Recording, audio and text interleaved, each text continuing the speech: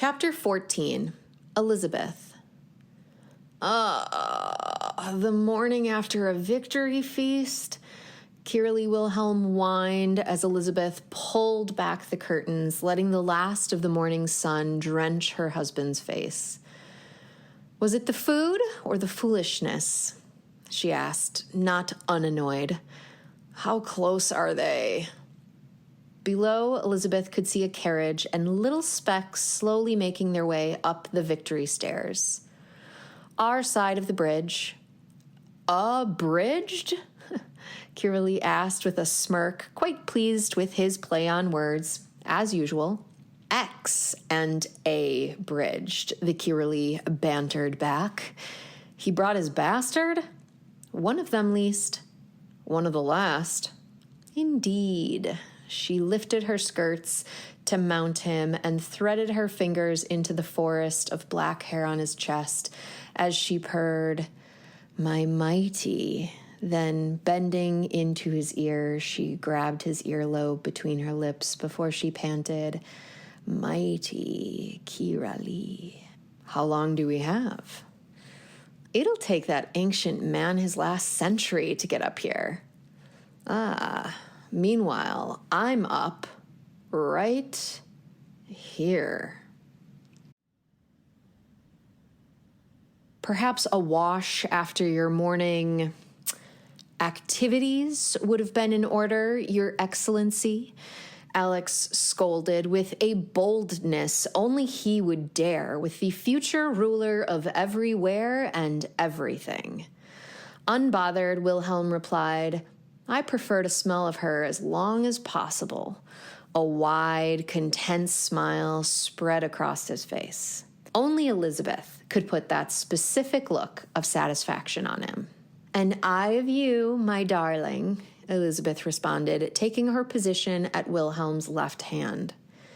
Alex couldn't stand the love and devotion Wilhelm had for his Kierley.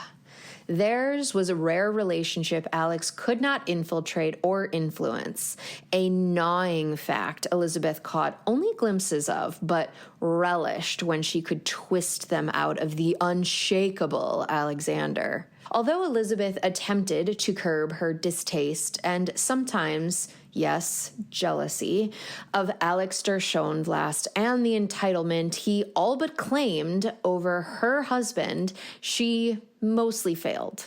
If she allowed Alex to go unchecked, he'd have her Kierley drunk, battling, and covered in horrors until his dying day. But Elizabeth had more refined plans for their life now that they had captured the final forest. Thanks, Celeste. Those plans to separate her beloved from the sticky grasp of Alex must wait, however. Today demanded an impenetrable, united front as they addressed the usurper at their front door. Victory Hall buzzed with uneasy anticipation, a crowd of armored soldiers, bejeweled gentry, and dirt-padded peasants unsure of what to expect. They had gathered for the commencement of the conclave, unaware of Abraham's sudden arrival. When the grand doors of the Forticajo clicked open, heads snapped to attention, craning to identify the unexpected guest. Few Forestians had ever seen a usurper in the flesh, and their murmured reactions betrayed their wonder. Even Elizabeth, though irritated by their awe, recalled the impact of her first encounter at the World Fair of 858. Towering over the crowd, usurpers possessed a physical dominance that matched their asserted authority. Of course, she'd been young then, had still been calling them gods. Now, she and her Kierley knew the truth and followed only the one true god, Celeste. As Abraham hobbled his way down the path to the Kierley's throne, the collective members bowed in a wave. When he'd made his way closer, Elizabeth saw the shadow trailing Abraham's blood-red robes, his bastard Mortadel X. Elizabeth, like all Forestians, hated Mortadels. Descending his platform in greeting, Wilhelm bowed and bellowed, "Lord Abraham, on behalf of all Forestians, welcome." Abraham humphed in reply.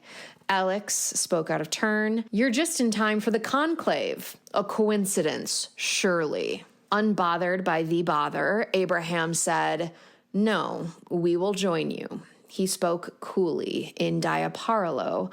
X translated the ancient language only spoken on the isle into Arbaro, the generic language of Forestians, so that all in attendance would understand their, as so far implied, threat.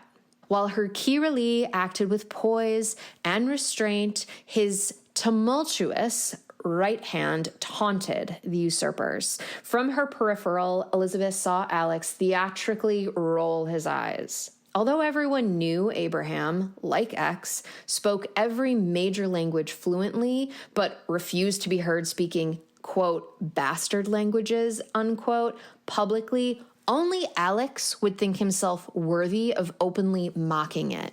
Of course, Lord. What a great honor. Wilhelm bowed again. Her distinguished, composed, wise husband extended his arm toward the exit at the right of his throne. Abraham went, followed by X. Wilhelm followed, stopping in the doorway's shadow.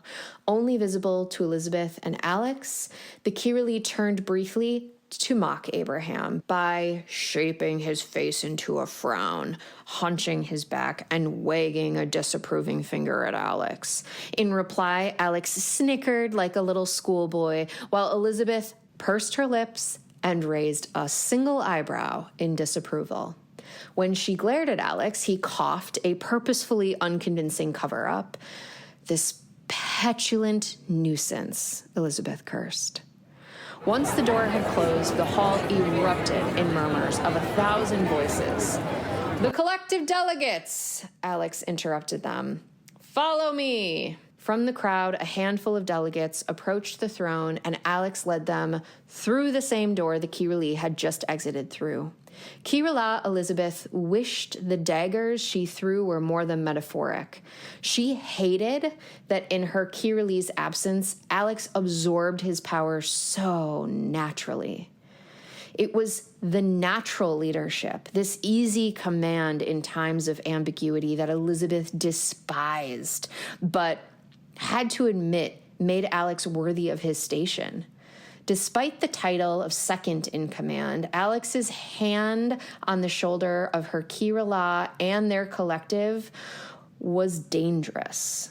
After all, predators rarely attack from the front. Read up on chapters and posts, listen to the podcast, or watch the videos right here on YouTube.